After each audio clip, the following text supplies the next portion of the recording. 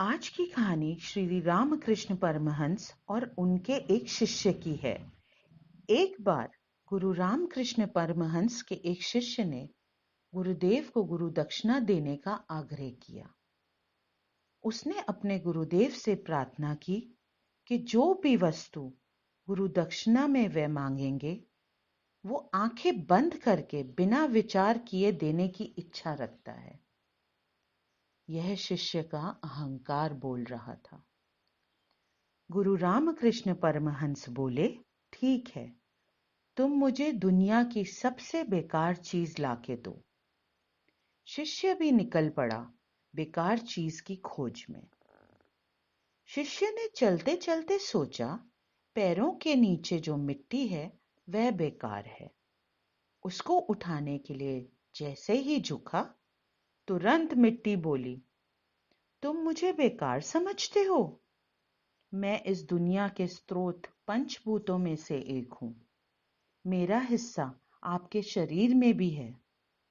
आपके शरीर की रक्षा के लिए आवश्यक अनाज, फल, सब कुछ मुझसे ही मिलता है।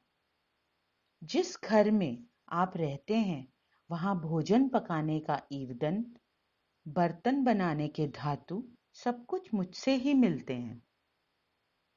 यहां तक कि जो सोना धातु आपको सबसे ज्यादा पसंद है वो मेरे ही गर्भ से निकलता है। ये सुनकर वह सोचता हुआ आगे निकल गया। आगे जाके उसको एक पत्थर दिखा। उसने सोचा, पत्थर किसी काम का नहीं, यही गुरुदेव को दे दूंगा। पत्थर को जैसे ही उठाने लगा, पत्थर बोला, मंदिरों से लेकर टावर तक के निर्माण में मेरा प्रयोग किया जाता है। मंदिरों में जो मूर्ति रूप में पूजा जाता है वो मैं ही हूं। तुमने मुझे बेकार कैसे समझ लिया? शिष्य शर्मिंदा होकर आगे चल पड़ा। कुछ दूर पर कचरे का एक ढेर दिखा। उसने सोचा, यह सब हमारे किसी काम का नहीं। कचरा कहता है, ये मत सोचो कि मैं बेकार हूं। मैं ह्यूमस कॉम्पोजिट में बदल जाता हूं, जिससे खाद बनती है और जिसका प्रयोग अनाज की खेती में होता है।